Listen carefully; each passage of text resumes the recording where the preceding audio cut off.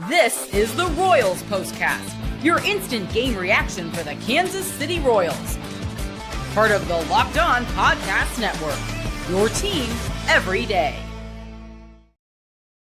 Welcome in to the Royals POSTCAST here on the Locked On Podcast Network, your team every day. I'm your host, Chance Liebau, and I'm here to bring you reaction to every single Royals game the rest of the way.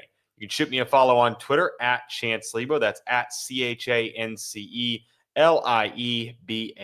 If you can't make a show live, don't worry. These episodes will be uploaded for you to listen to on demand, wherever you get your podcasts, Apple Podcasts, Amazon, Spotify, Google Podcasts, all those places will have us on demand after the fact. So if you're not here live, you can always catch it after the fact, or you can always go back to the YouTube page and watch it afterwards.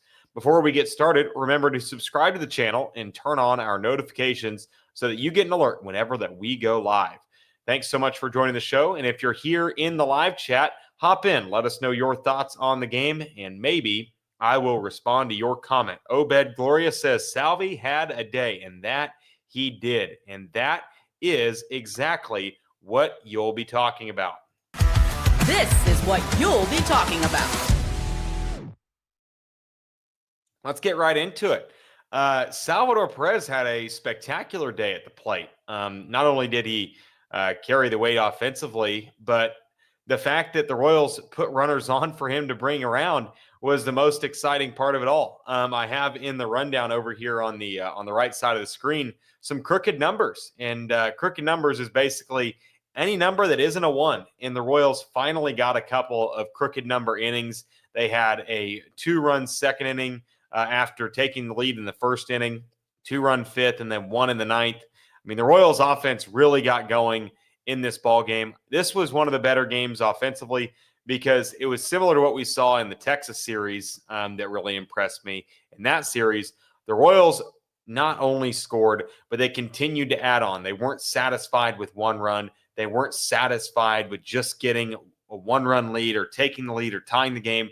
They were continuously putting pressure on the opposition with consistent at-bats at the plate and consistently hitting the ball hard tonight. I mean, I'm pulling up the Savant, their kind of thing. I was looking yesterday. The Royals only had 7 hard hit balls all game off of not only George Kirby, but the entire Mariners pitching staff. Today they had 1, 2, 3, 4, 5, 6, 7, 8, 12, 16, 18, 19, 21 hard hit balls today. That is good enough to win basically any game. My concern, and I brought this up when I talked on the show that I was filling in on today on the Pulse on ESPN Wichita, Emerson Hancock is a fastball sinker changeup guy. Those pitches, the Royals have not been good at hitting all year, whether it's a 4-seam fastball, 2-seam sinker baller. They haven't been able to hit those pitches well all year. They're second worst in baseball in runs created against those pitches specifically. So for Hancock, who's basically an 85% fastball changeup guy, I was a bit worried about the Royals coming into this one and struggling against a pitcher that hadn't had a good season. But today they were aggressive early. Jonathan India was spectacular today, a great table setter. I know he only finished with the 1 hit, but a couple really good plate appearances. Got on for Bobby Witt Jr., got on for Salvador Perez. Michael Garcia, another great game. I think Michael Garcia, not only has he been spectacular at the plate this season, but he is one of the best base runners in Major League Baseball, except for the fact that he refuses to head first slide and gets picked off on occasion. Michael Garcia is truly one of the best base runners and one of the smartest base runners in the majors. And to see that offense really click into piece, I mean, 21 hard hit balls today after they had 6 in total yesterday. That was a sight for sore eyes if I've ever seen one. And I continue to think that this offense needs pieces because you didn't get a whole lot out of the bottom of that lineup. Jac Caglianone, that was the best 0 for 4 I've seen in a long time from a guy like Jac Caglianone. We'll get into that in a little bit. But the offense as a whole got a lot from the top of the lineup. They only struck out 3 times. They put together some really quality at-bats. I was really happy with what we saw from the offense today. They hit the fastballs well, and also they were able to they were able to hit fastballs well, and they were able to hit the ball hard. Dylan Reed, thank you. Mariners broadcast said today's game was most hard hit balls of the season at 20, and the Royals finished with 21. Man, that was like you said, there was a lot of hard contact today, and that's kind of the arrow, the direction that you want to point yourself in. You want to put yourself in a position to hit the ball hard, and the Royals did that today. And one of my biggest concerns yesterday, they didn't hit the fastball hard against a guy against Luis Castillo. They didn't have a ball off the bat against a fastball that was harder than 80 miles an hour. Today, looking at the average exit velo against Hancock's fastball, looks like they averaged 93 off the bat against his sinker, 81 off of his four-seamer. They didn't whiff. They whiffed 4 times, 6 times in total against Hancock on 50 swings, 12% whiff rate. I mean, that's arrow pointing up for the offense. I think they had much better approaches today. But again, kind of like what we saw with Castillo yesterday, we take it with a grain of salt because Castillo's a really good George Kirby. It's a late night for all of us. George Kirby's a really good pitcher. Emerson Hancock has not been very good this season. So them tagging him, obviously great for morale, great for team confidence, but I'm going to need to see it consistently, need to see it in a more consistent manner for them to really get me back on this bandwagon, really. But appreciate all of you guys in the comments. We are going to come back after this break. We'll talk about Jac Caglianone. He's been kind of the topic of the live chat right now. I'll give you my thoughts on his ABs and what I saw from him that I liked tonight. And that's coming up next here on the Royals Postcast, part of the Locked On Podcast Network. Ever wish managing your money felt easier? With Monarch Money, it can. Whether you're growing your savings or planning a big purchase, Monarch puts you in the driver's seat. It's like having your own personal CFO, giving you full visibility and control over your finances. Monarch Money is more than a budgeting app. It's a complete financial command center. You can track all your accounts, investments, and spending in one place. So in addition to managing your money, you're also building wealth. When I looked at how much I was spending on food delivery, it was so easy to budget more responsibly with Monarch Money. And having an all-in-one financial tracking app like Monarch Money has helped me stay on time with all of my bills. Take control of your finances with Monarch Money. Use code LOCKEDONMLB at monarchmoney.com for 50% off your first year. That's monarchmoney.com. Code LOCKEDONMLB for half off your first year. And summer sports are in full swing. And whether you're all about baseball under the lights, golf on the green, or high-stakes soccer action, FanDuel is the best way to make every game even more exciting. You're already following the action. Why not make it a little more thrilling? With FanDuel, you can get in on the game while your friends are getting sunburnt at the beach. I've been using FanDuel to track my favorite matchups, and the app keeps it fresh with new daily promotions and fun ways to bet. It's easy to use, fast to pay out, and makes even regular season games feel like must-watch events. And if you're new to FanDuel, new customers can bet $5 and get $150 in bonus bets if your first bet wins. Open the FanDuel app today or visit FanDuel.com to get started. Jac Caglianone has been the heavy topic in the live chat, and appreciate you guys for hopping in. I thought Jac Caglianone, that was his best day, both in the field and at the plate. 0 for 4, but a really good 0 for 4. He walked. He had a pair of lineouts that were just absolute scorchers. I mean, I'm going to go back and look at the exit velocities on a couple of those because he really scorched him. I mean, he was absolutely crushing the ball today. Going to Jac Caglianone. So he hit balls at 101, 106, 96, and 101 today. And those were looking like, it looks like those were all on off-speed pitches. So I was a bit concerned that Jac Caglianone was sitting dead red fastballs if you kind of watched his ABs earlier this season. But I think that this has been a really, really tough stretch of games for Jac Caglianone, obviously hitting under 150.